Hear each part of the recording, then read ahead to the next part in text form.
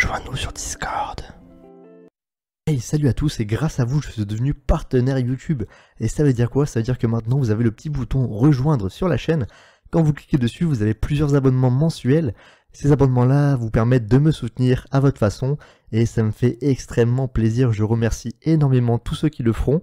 Et on commence de suite avec la vidéo. C'est parti.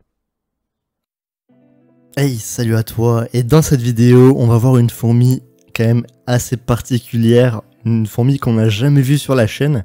Et d'ailleurs, j'en ai quasiment jamais vu sur YouTube. On trouve rien au niveau français pour cette espèce-là. On trouve uniquement dans les autres pays, mais en France, on n'a pas du tout cette espèce en vidéo ou autre. Comme vous l'avez vu sur la miniature, donc c'est une espèce qui est extrêmement rare. Moi, en tout cas, je n'ai jamais vu ça en élevage. Et vous la voyez ici, elle est vraiment incroyable. Elle a une particularité, donc c'est une fourmi Dracula. Elle fait partie de cette famille de fourmis Dracula. Je vous expliquerai pourquoi un peu plus tard dans la vidéo, on va voir ça ensemble. Mais comme vous voyez, du coup, elle a vraiment une particularité au niveau de la tête. Elle a une grosse tête avec des mandibules assez énormes et elle est marron, comme on peut le voir. Donc c'est une espèce magnifique, mais qui est dure également d'élevage. Je l'ai reçue il y a quelques temps de Thaïlande. Et voilà, on va voir si je réussis à les faire fonder ou pas, mais c'est une espèce qui est très compliquée, donc à voir si je trouve les bonnes conditions, etc. Voilà, on va essayer de faire au mieux. Mais voilà, c'est une espèce qui est assez compliquée.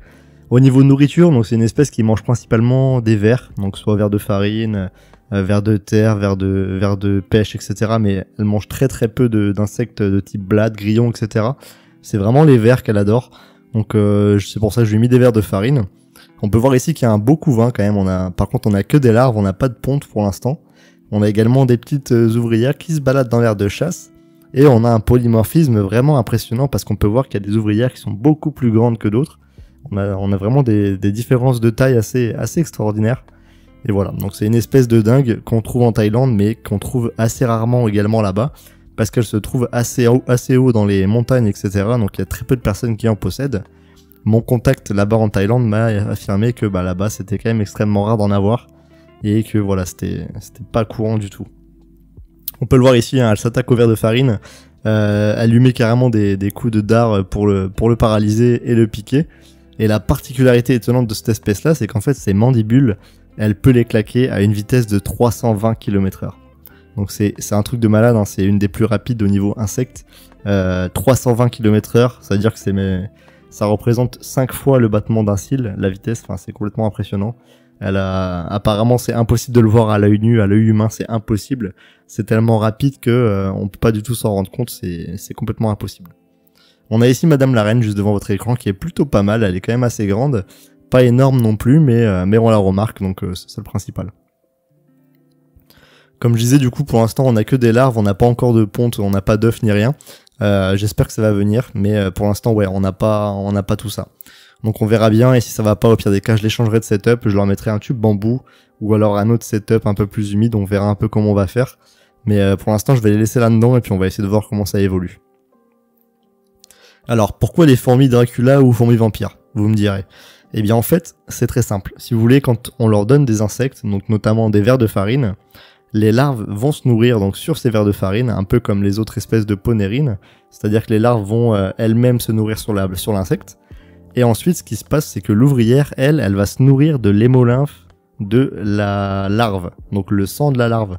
C'est-à-dire que l'ouvrière, elle va venir découper la larve, lui aspirer du sang, donc elle va manger le sang de ses propres larves, et ensuite la larve va se reconstituer toute seule, donc sans la tuer, ça ne la tue pas, la larve reste en vie et évolue, elles feront des ouvrières comme les autres, mais c'est vraiment une particularité assez rare chez cette espèce-là, c'est qu'elle se nourrit principalement du sang de leurs larves. Donc c'est vraiment dingue, et c'est pour ça qu'on se dit que s'il n'y a pas de ponte, la colonie est un peu mal barrée. Parce que la plupart des ouvrières du coup se nourrissent du sang des larves, donc voilà, il faut vraiment qu'il y ait de la ponte et qu'il y ait une évolution pour que tout le monde se porte bien. Vous le voyez, hein, franchement c'est une espèce qu'on voit jamais, hein. Enfin, j'ai fait pas mal de recherches là-dessus, notamment sur YouTube, sur Google, etc. Et c'est vrai que j'ai pas trouvé grand chose sur elle.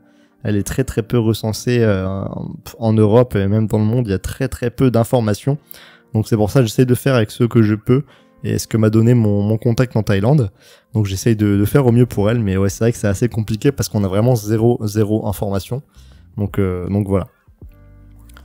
Mais en tous les cas, ouais, c'est une espèce de dingue qu'on trouvera jamais ici. Hein. J'ai vu qu'elle était en vente sur Anton Top, mais elle est à plus de 1500 €, donc c'est hors de prix. Rassurez-vous, ce n'est pas le prix que je l'ai payé, malgré que je l'ai payé quand même un bon petit prix. Mais je n'ai pas payé aussi cher, hein, loin de là, sinon je ne l'aurais jamais acheté. Mais ouais, c'est vrai que j'en avais jamais vu avant celle-ci, et comme par hasard, quand je l'ai acheté, je l'ai vu sur Anton Top disponible. Donc c'était sûrement la période de vente, mais ouais, je l'ai jamais vu en vente nulle part. Donnez-moi votre avis en commentaire de ce que vous pensez de cette espèce-là, et si par hasard vous l'avez déjà vue, si vous avez des informations sur elle ou peu importe, hein, n'hésitez pas à me faire un petit message, ça fait toujours plaisir de vous lire. Et puis à vous abonner et liker la vidéo si ce n'est pas déjà fait, ça fait extrêmement plaisir. Merci à tous ceux qui le feront. Vous voyez ici là, cette petite ouvrière là, toute seule qui tire le verre de farine pour essayer de l'amener au niveau du couvain. Comme je vous le disais, du coup les larves vont se nourrir directement sur le verre de farine, donc c'est pour ça qu'elle essaye de la tirer et de les ramener directement au niveau des larves. On voit qu'elle a du mal, mais bon, elle y arrive quand même, donc c'est plutôt bon signe, c'est le principal. Pour l'instant, donc elles sont dans un setup classique, comme vous l'avez vu, donc c'est 2 tubes en verre avec une aire de chasse, une petite aire de chasse avec du substrat. Donc rien de bien fameux, mais ça devrait faire l'affaire, je pense, puisque les tubes normalement sont assez humidifiés. C'est ce qu'il faut chez elle, il faut une bonne humidité de ce que j'ai compris. Donc voilà, j'ai bien humidifié les tubes, notamment en poussant le coton assez loin. Donc voilà, j'espère que ça leur suffira et que elles vont évoluer comme ça. Mais de toute façon, je vous tiendrai informé et j'espère juste que ça va fonctionner. Parce que comme je vous l'ai dit, on n'a aucune info, donc c'est vraiment très compliqué. On part vraiment de rien et c'est vraiment l'observation qui va primer et qui va faire que on va réussir ou on va pas réussir. Et malheureusement, des fois, même avec la plus grande volonté du monde, des fois, on n'y arrive pas. Malheureusement, ça peut arriver, hein, c'est comme ça. Donc voilà, on va faire le max et puis on verra. Hein.